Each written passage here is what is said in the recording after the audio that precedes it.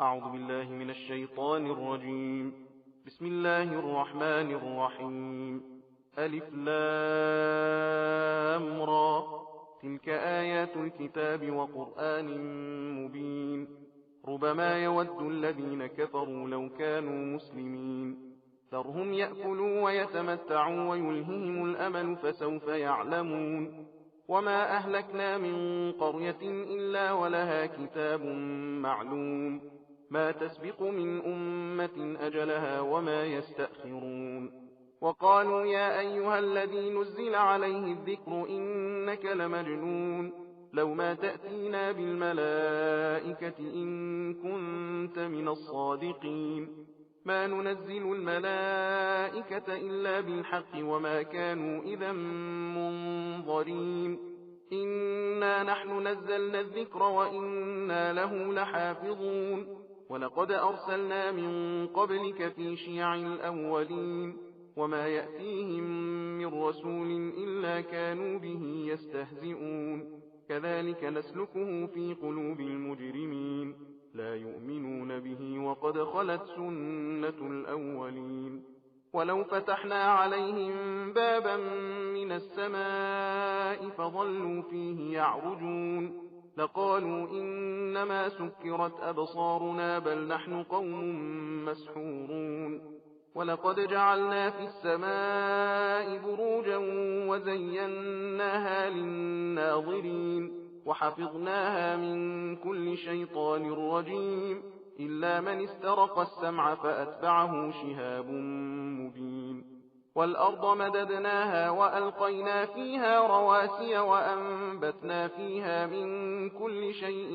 موزون وجعلنا لكم فيها معايش ومن لستم له برازقين. وإن من شيء إلا عندنا خزائنه وما ننزله إلا بقدر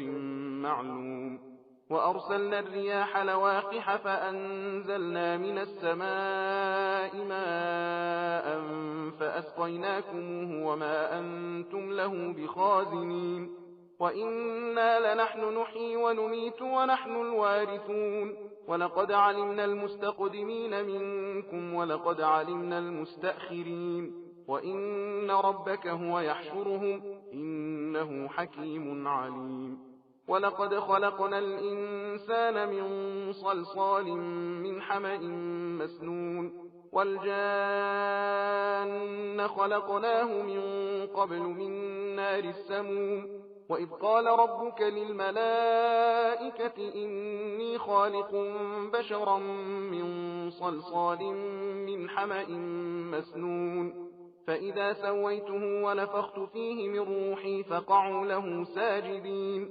فسجد الملائكة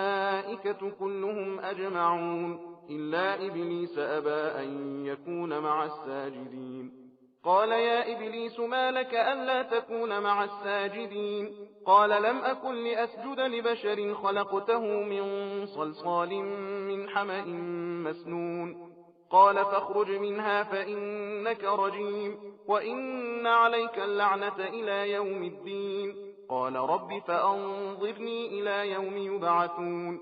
قال فإنك من المنظرين إلى يوم الوقت المعلوم. قال رب بما أغويتني لأزينن لهم في الأرض ولأغوينهم أجمعين إلا عبادك منهم المخلصين. قال هذا صراط علي مستقيم. إن عبادي ليس لك عليهم سلطان إلا من اتبعك من الغاوين. وإن جهنم لموعدهم أجمعين لها 7 أبواب لكل باب منهم جزء مقسوم. إن المتقين في جنات وعيون ادخلوها بسلام آمنين. ونزعنا ما في صدورهم من غل إخوانا على سرر متقابلين لا يمسهم فيها نصب وما هم منها بمخرجين. نبئ عبادي أني أنا الغفور الرحيم وأن عذابي هو العذاب الأليم. ونبئهم عن ضيف إبراهيم إذ دخلوا عليه فقالوا سلاما قال إنا منكم وجلون قالوا لا توجل إنا نبشرك بغلام عليم قال أبشرتموني على أن مسني الكبر فبم تبشرون قالوا بشرناك بالحق فلا تكن من القانطين قال ومن يقنط من رحمة ربه إلا الضالون قال فما خطبكم أيها المرسلون قالوا إنا أرسلنا إلى قوم مجرمين إلا آل لوط إنا لمنجوهم أجمعين إلا امرأته قدرنا إنها لمن الغابرين فلما جاء آل لوط المرسلون قال إنكم قوم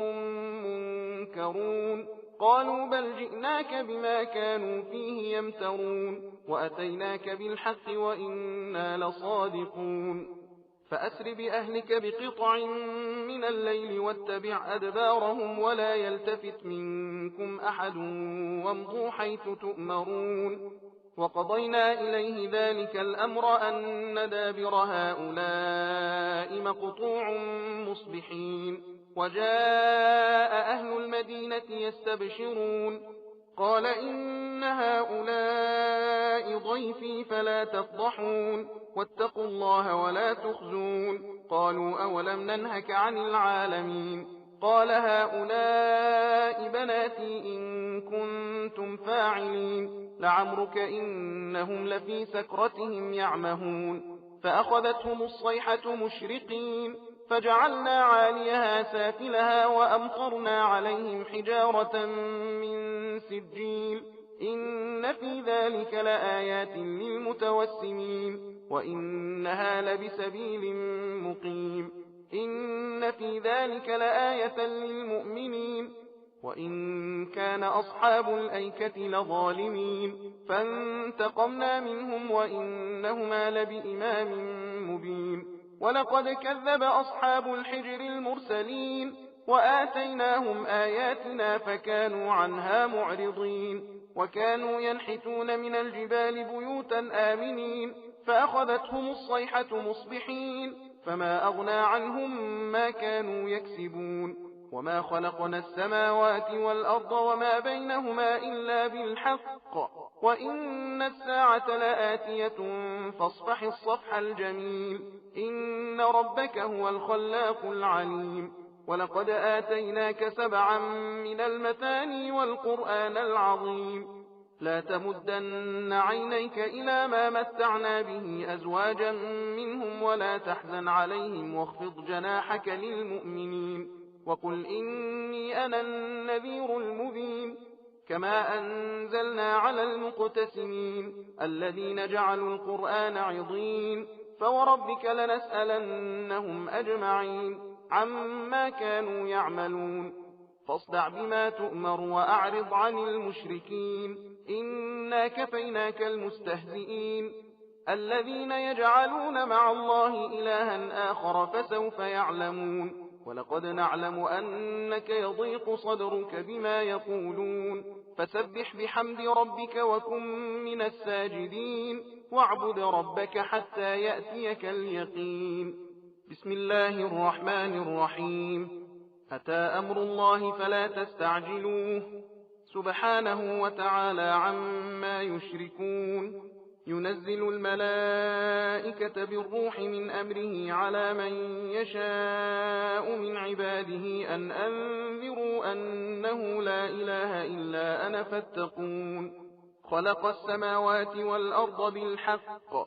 تعالى عما يشركون خلق الإنسان من نطفة فإذا هو خصيم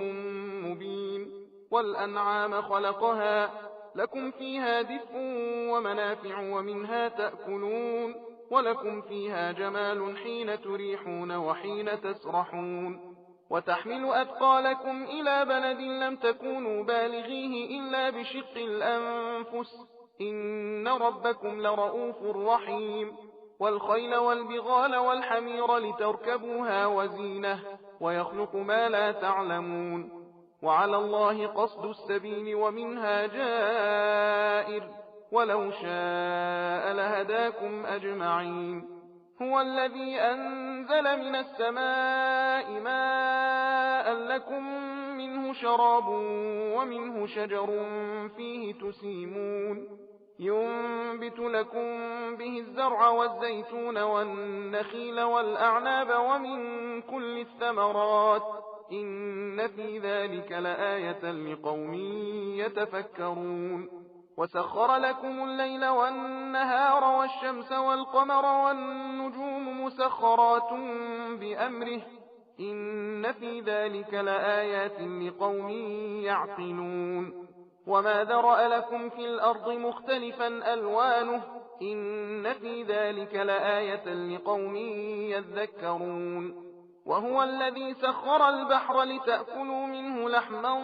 طريا وتستخرجوا منه حلية تلبسونها وترى الفلك مواخر فيه ولتبتغوا من فضله ولعلكم تشكرون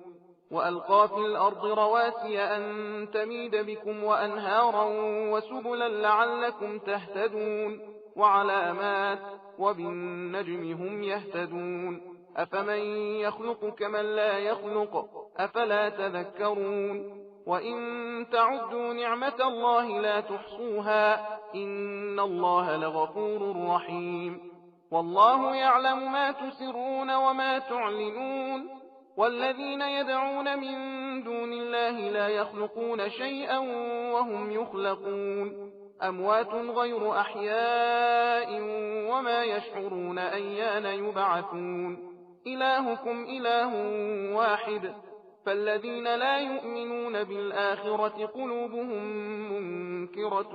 وهم مستكبرون لا جرم أن الله يعلم ما يسرون وما يعلنون إنه لا يحب المستكبرين وإذا قيل لهم ماذا أنزل ربكم قالوا أساطير الأولين ليحملوا أوزارهم كاملة يوم القيامة ومن أوزار الذين يضلونهم بغير علم ألا ساء ما يزرون قد مكر الذين من قبلهم فأتى الله بنيانهم من القواعد فخر عليهم السقف من فوقهم وأتاهم العذاب من حيث لا يشعرون ثم يوم القيامة يخزيهم ويقول أين شركائي الذين كنتم تشاقون فيهم قال الذين أوتوا العلم إن الخزي اليوم والسوء على الكافرين الذين تتوفاهم الملائكة ظالمي أنفسهم فألقوا السلم ما كنا نعمل من سوء بلى إن الله عليم بما كنتم تعملون فادخلوا أبواب جهنم خالدين فيها فلبئس مثوى المتكبرين وقيل للذين اتقوا ماذا أنزل ربكم قالوا خيرا للذين أحسنوا في هذه الدنيا حسنة ولدار الآخرة خير ولنعم دار المتقين جنات عدن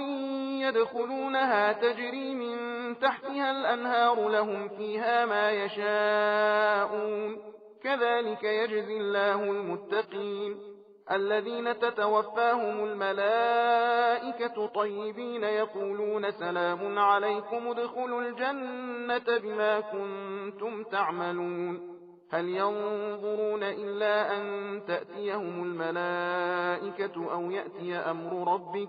كذلك فعل الذين من قبلهم وما ظلمهم الله ولكن كانوا أنفسهم يظلمون فأصابهم سيئات ما عملوا وحاق بهم ما كانوا به يستهزئون وقال الذين أشركوا لو شاء الله ما عبدنا من دونه من شيء نحن ولا آباؤنا ولا حرمنا من دونه من شيء كذلك فعل الذين من قبلهم فهل على الرسل إلا البلاغ المبين ولقد بعثنا في كل أمة رسولا أن يعبدوا الله واجتنبوا الطاغوت فمنهم من هدى الله ومنهم من حقت عليه الضلالة فسيروا في الأرض فانظروا كيف كان عاقبة المكذبين إن تحرص على هداهم فإن الله لا يهدي من يضل وما لهم من ناصرين. وأقسموا بالله جهد أيمانهم لا يبعث الله من يموت بلى وعدا عليه حقا ولكن أكثر الناس لا يعلمون ليبين لهم الذي يختلفون فيه وليعلم الذين كفروا أنهم كانوا كاذبين.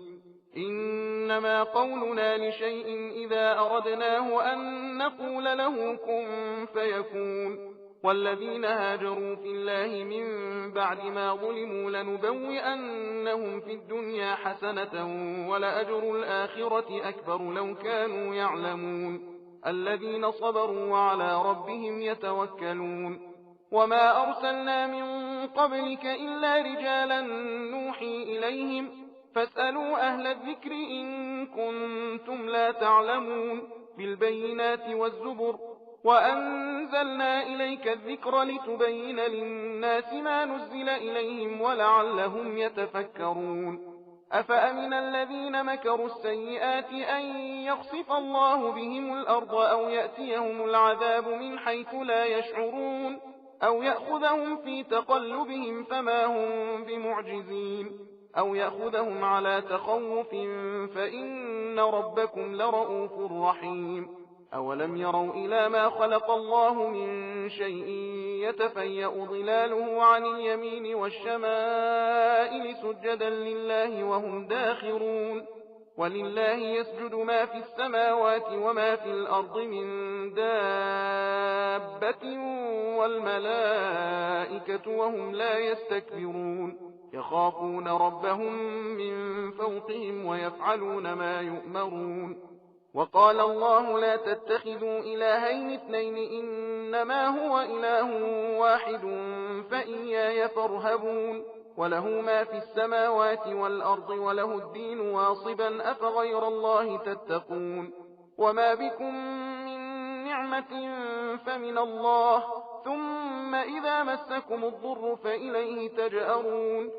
ثم إذا كشف الضر عنكم إذا فريق منكم بربهم يشركون ليكفروا بما آتيناهم فتمتعوا فسوف تعلمون. ويجعلون لما لا يعلمون نصيبا مما رزقناهم تالله لتسألن عما كنتم تفترون. ويجعلون لله البنات سبحانه ولهم ما يشتهون. وإذا بشر أحدهم بالأنثى ظل وجهه مسودا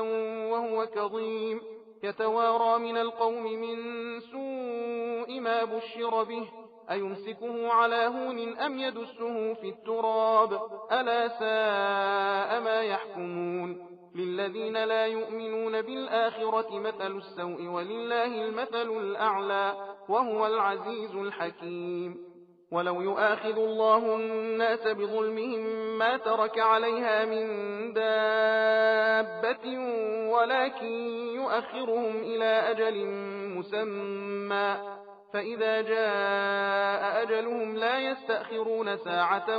ولا يستقدمون. ويجعلون لله ما يكرهون وتصف ألسنتهم الكذب أن لهم الحسنى لا جرم أن لهم النار وأنهم مفرطون. تالله لقد أرسلنا إلى أمم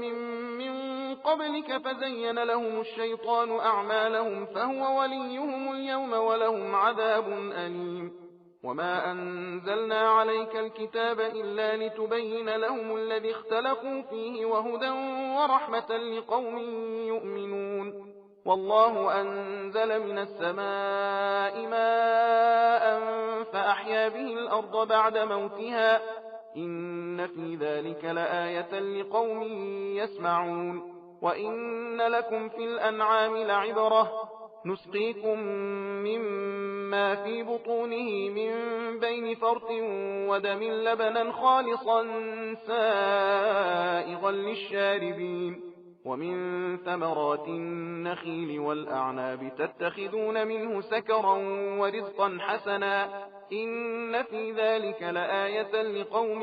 يعقلون. وأوحى ربك إلى النحل أن اتخذي من الجبال بيوتا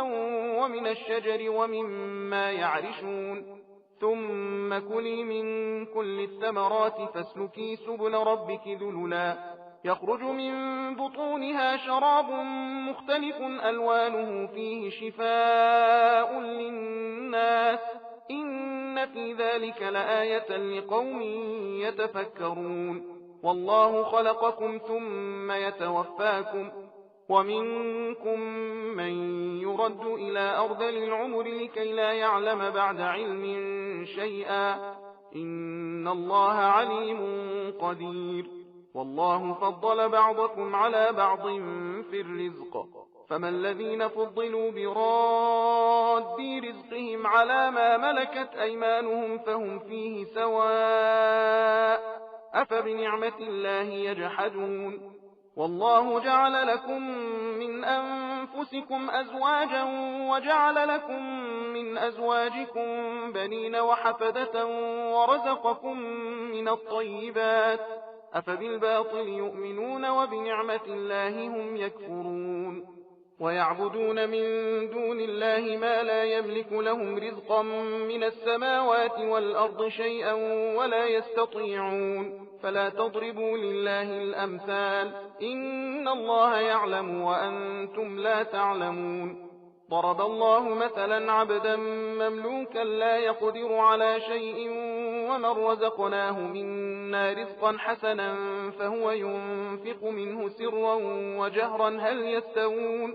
الحمد لله بل أكثرهم لا يعلمون وضرب الله مثلا رجلين أحدهما أبكم لا يقدر على شيء وهو كل على مولاه أينما يوجهه لا يأتي بخير هل يستوي هو ومن يأمر بالعدل وهو على صراط مستقيم ولله غيب السماوات والأرض وما أمر الساعة إلا كلمح البصر أو هو أقرب إن الله على كل شيء قدير والله أخرجكم من بطون أمهاتكم لا تعلمون شيئا وجعل لكم السمع والأبصار والأفئدة لعلكم تشكرون ألم يروا إلى الطير مسخرات في جو السماء ما يمسكهن إلا الله إن في ذلك لآيات لقوم يؤمنون والله جعل لكم من بيوتكم سكنا وجعل لكم من جلود الأنعام بيوتا تستخفونها يوم ضعنكم ويوم إقامتكم ومن أصوافها وأوبارها وأشعارها أثاثا ومتاعا إلى حين والله جعل لكم مما خلق ظلالا وجعل لكم من الجبال أكنانا وجعل لكم سرابيل تقيكم الحر وسرابيل تقيكم بأسكم كذلك يتم نعمته عليكم لعلكم تسلمون فإن تولوا فإنما عليك البلاغ المبين يعرفون نعمة الله ثم ينكرونها وأكثرهم الكافرون ويوم نبعث من كل أمة شهيدا ثم لا يؤذن للذين كفروا ولا هم يستعتبون وإذا رأى الذين ظلموا العذاب فلا يخفف عنهم ولا هم ينظرون وإذا رأى الذين أشركوا شركاءهم قالوا ربنا هؤلاء شركاؤنا الذين كنا ندعو من دونك فألقوا إليهم القول إنكم لكاذبون وألقوا إلى الله يومئذ السلم وضل عنهم ما كانوا يفترون الذين كفروا وصدوا عن سبيل الله زدناهم عذابا فوق العذاب بما كانوا يفسدون ويوم نبعث في كل أمة شهيدا عليهم من أنفسهم وجئنا بك شهيدا على هؤلاء ونزلنا عليك الكتاب تبيانا لكل شيء وهدى ورحمة وبشرى للمسلمين إن الله يأمر بالعدل والإحسان وإيتاء ذي القربى وينهى عن الفحشاء والمنكر والبغي يعظكم لعلكم تذكرون وأوفوا بعهد الله إذا عاهدتم ولا تنقضوا الأيمان بعد توكيدها وقد جعلتم الله عليكم كفيلا إن الله يعلم ما تفعلون ولا تكونوا كالتي نقضت غزلها من بعد قوة أنكاثا تتخذون أيمانكم دخلا بينكم أن تكون أمة هي أربى من أمة إنما يبلوكم الله به وليبينن لكم يوم القيامة ما كنتم فيه تختلفون ولو شاء الله لجعلكم أمة واحدة ولكن يضل من يشاء ويهدي من يشاء ولتسألن عما كنتم تعملون ولا تتخذوا أيمانكم دخلا بينكم فتزل قدم بعد ثبوتها وتذوقوا السوء بما صددتم عن سبيل الله ولكم عذاب عظيم ولا تشتروا بعهد الله ثمنا قليلا إنما عند الله هو خير لكم إن كنتم تعلمون ما عندكم ينفد وما عند الله باق ولنجزين الذين صبروا أجرهم بأحسن ما كانوا يعملون من عمل صالحا من ذكر أو أنثى وهو مؤمن فلنحيينه حياة طيبة ولنجزينهم أجرهم بأحسن ما كانوا يعملون فإذا قرأت القرآن فاستعذ بالله من الشيطان الرجيم إنه ليس له سلطان على الذين آمنوا وعلى ربهم يتوكلون إنما سلطانه على الذين يتولونه والذين هم به مشركون وإذا بدلنا آية مكان آية والله أعلم بما ينزل قالوا إنما أنت مفتر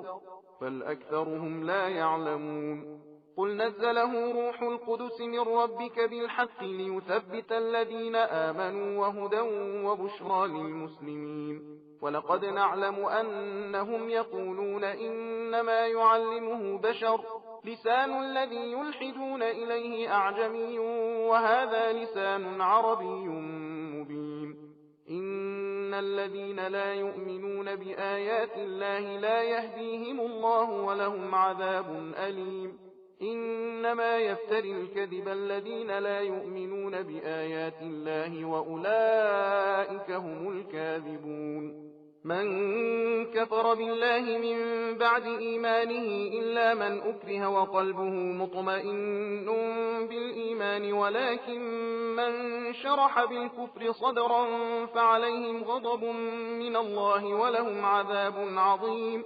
ذلك بأنه مستحب الحياة الدنيا على الآخرة وأن الله لا يهدي القوم الكافرين أولئك الذين طبع الله على قلوبهم وسمعهم وأبصارهم وأولئك هم الغافلون لا جرم أنهم في الآخرة هم الخاسرون ثم إن ربك للذين هاجروا من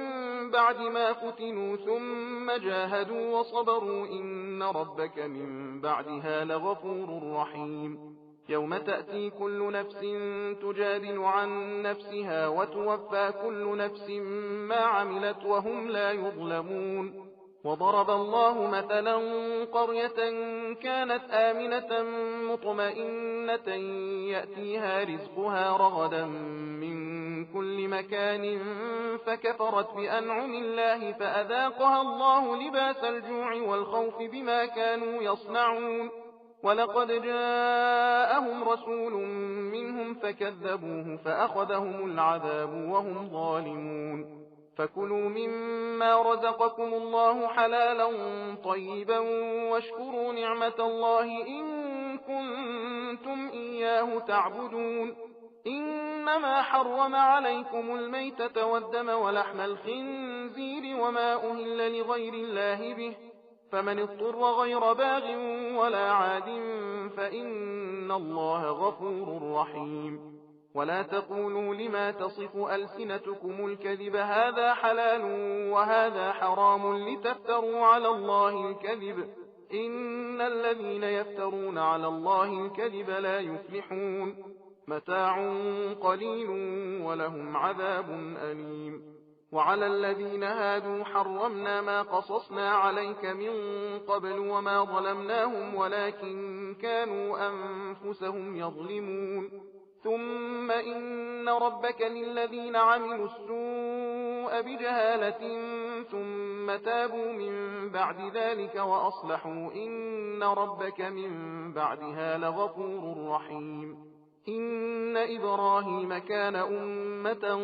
قانتا لله حنيفا ولم يك من المشركين شاكرا لأنعمه اجتباه وهداه إلى صراط مستقيم وآتيناه في الدنيا حسنة وإنه في الآخرة لمن الصالحين ثم أوحينا إليك أن اتبع ملة إبراهيم حنيفا وما كان من المشركين إنما جعل السبت على الذين اختلفوا فيه وإن ربك ليحكم بينهم يوم القيامة فيما كانوا فيه يختلفون ادع إلى سبيل ربك بالحكمة والموعظة الحسنة وجادلهم بالتي هي أحسن إن ربك هو أعلم بمن ضل عن سبيله وهو أعلم بالمهتدين وإن عاقبتم فعاقبوا بمثل ما عوقبتم به ولئن صبرتم لهو خير للصابرين واصبر وما صبرك إلا بالله ولا تحزن عليهم ولا تك في ضيق مما يمكرون إن الله مع الذين اتقوا والذين هم محسنون صدق الله العلي العظيم.